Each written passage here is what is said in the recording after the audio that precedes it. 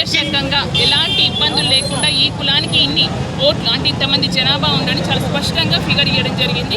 ఇంత చేసినాక కూడా కేంద్ర ప్రభుత్వం ఆమోదించకుండా ఈరోజు మళ్ళీ తెలంగాణ ప్రభుత్వం మీద కాంగ్రెస్ ప్రభుత్వం మీద చేసే వాళ్ళు దుష్ప్రచారాలు అనేది ఈరోజు ప్రజలందరూ గమనిస్తున్నారు. సో దయచేసి బీసీ బిడ్డలారా నేను ఒకటే కోరుకుంటున్నా, మన అధికారం మనకు రావాలంటే ఈరోజు ఎస్సీ ఎస్టీలకి మా ఎస్సీ దళిత బిడ్డలకు కూడా వర్గీకరణ చేసిండ్రు. ఇది ఎక్కడ జరగలేదు, కేవలం కాంగ్రెస్ ప్రభుత్వం ద్వారానే జరిగింది. కాంగ్రెస్ ప్రభుత్వంలో మాత్రమే వెనుకబడ్డ జాతులకి న్యాయం జరుగుతుందని ఈరోజు సంపూర్ణంగా అందరికీ అర్థమైంది. సో నేను ఒక బీసీ బిడ్డగా ఈరోజు మిమ్మల్ని అందరూ కోరుకుంటున్నా, మనందరం ఒకటైతే తప్పించి మన అధికారాలు మనకి రానివ్వరు.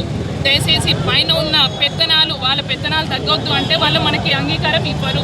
మీరు ఇప్పటికైనా మనందరం రోడ్ ఎక్కకపోతే పెద్దలు మొన్న ఒక దళిత బిడ్డ అయినా మనకి సహకరిస్తూ చెప్పిండు కాసిం సార్, మొన్న ప్రొఫెసర్ కాసిం గారు మాట్లాడిండ్రు.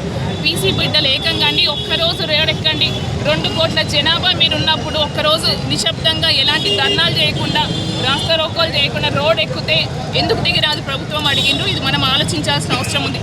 ఒక దళిత బిడ్డ అయినా మన బీసీల గురించి ఆలోచిస్తుండ్రు, ఒక ఓసీ బిడ్డ అయినా రేవంత్ రెడ్డి గారు మన గురించి ఆలోచిస్తున్నప్పుడు మన బీసీలం ఎందుకు దీన్ని నిర్లక్ష్యం చేసి మన అధికారం కోల్పోతామో ఒకసారి ఆలోచన చేసి మనందరం ఒకే ఆలోచన మీద ఇక్కడ పార్టీలు లేవు, మతాలు లేవు, కులాలు లేవు, అందరూ కూడా మైనార్టీలు కూడా బీసీలకు వస్తారు. వివిధ కులాలు బీసీల్లో ఉండరు. ఇక్కడ ఓసీ బిడ్డలు మాకు సహకరిస్తుండ్రు, ఎస్సీ బిడ్డలు మాకు సహకరిస్తుండ్రు. మరి మనం ఎందుకు వెనకెళ్ళాలి? మా బీసీ బిడ్డలకు నేను ఒకటే కోరుకుంటున్నాను, మీ ఆడబిడ్డగా మనం ఇప్పుడు ముందుకు రాకపోతే ఆజ్ నహితో కభీ నహి అని ఇంకెప్పటికీ మనకి న్యాయం జరగదు.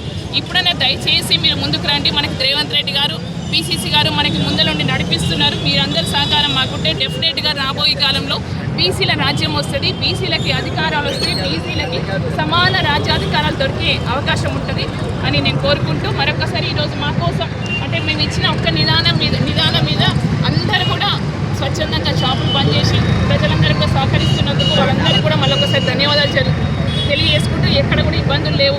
అంటే ఎవరు కూడా అంటే దాన్ని వ్యతిరేకించడం కానీ ధర్నాలు చేయడం కానీ మేము షాపులు ఎందుకు బంద్ చేసుకోవాలని కూడా ఎవరు కూడా క్వశ్చన్ చేస్తలేరు.